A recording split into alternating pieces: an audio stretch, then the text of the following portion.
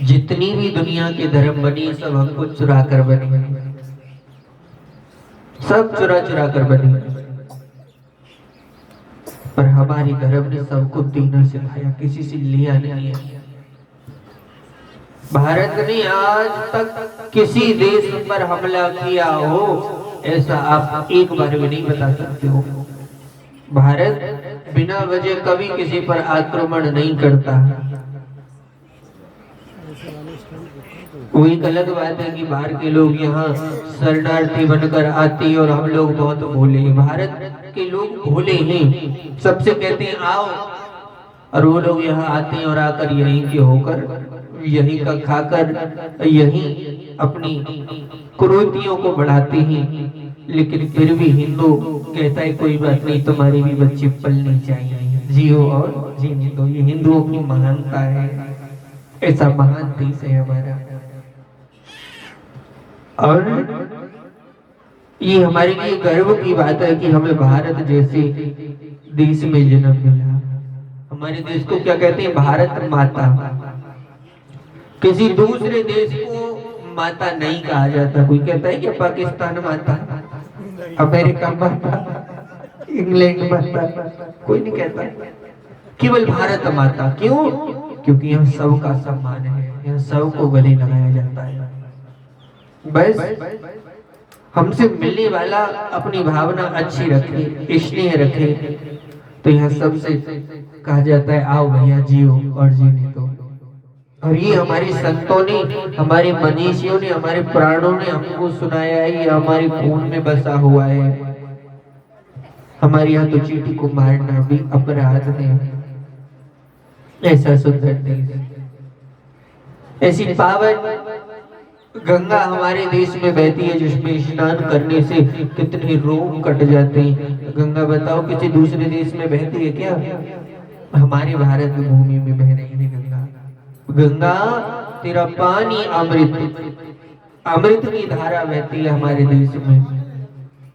इतना महान देश जो गौ माता को मां कहता है, इतना पावन देश जो नंदी को भगवान शिव का वाहन कहता है।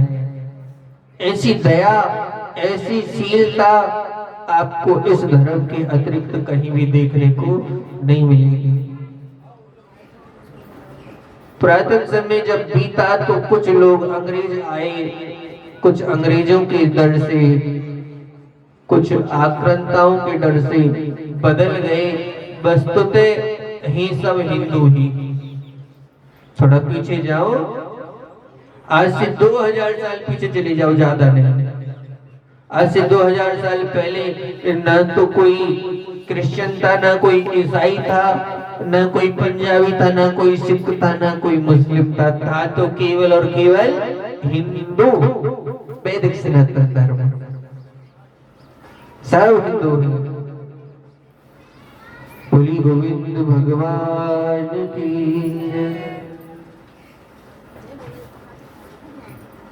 कल आप सबने बड़े भाव से श्रवण किया, भगवान का विवाह हुआ, ठाकुर जी विवाह करके आए, माता के मंदिर में पहुंचे। अच्छा, हमारे यहाँ एक पूजा होती है भगवान शंकर के। ये शंकर भगवान ऐसे हैं कि भारत के हर गांव में मिलेंगे। दुनिया में किसी और का मंदिर मिले या ना मिले, पर शंकर भगवान का मंदिर आपको हर गांव में मिल जाएगा। भारत के किसी गांव में चले जाओ, ज्यादा कुछ नहीं होता तो शिवलिंग रख देते हैं छोटे से। और कितने दयालु है भोले बाबा, मैं आपसे क्या कहूँ। दुनिया में सबसे बड़ा दयालु अगर कोई है तो वो शंकर है। पता है, पूरी दुनिया जिसे छोड़ जाती है ना शमशान में, अकेला जला जाती है कि हमारा तेरा अब कुछ नहीं रहा। जिसे दुनिया छोड़ जाती है उसे शंकर गले लगाते और कहते हैं तू घबरा मत, दुनिया तुझसे हार गई है, मैं नहीं आ रहा हूँ। और बस मान लेते उसकी भस्म को अपने तन से लगाते, कहते बेटा पूरी दुनिया में थक हार के आ गया है, अब मेरे पास बैठ आराम से, मेरे पास आराम कर। और देखो इतने दयालु है भगवान शंकर कि अपने घर में ना दीवार है ना दरवाजा है। क्या बोले बाबा के घर में पर्वत पर रहते, ना कोई दीवार ना कोई बाउंड्री ना कोई दरवाजा, खुद को रहने के लिए जगह नहीं है, लेकिन अपने भक्तों को रहने के लिए सोने की लंका दान में दे देते। जो जो मांगने आया सबको भगवान शंकर ने दिया। ऐसी कृपालु मेरे भोले बाबा। और देखो भगवान भोले ऊपर कुछ भी चढ़ा दो, कुछ भी शंकर जी के ऊपर रुकता नहीं है, सब नीचे ही आ जाता है। शिवलिंग पे दूध चढ़ाओगे वो नीचे आवेगा, बेलपत्र चढ़ाओगे वो नीचे आवेगा। माने कहते भैया मुझे कुछ नहीं चाहिए, तो मुझे दे रहा है ठीक है, पर तेरा तुझको अर्पण, मुझे कुछ नहीं चाहिए। भोले बाबा सब लौटा कर दे देते हैं।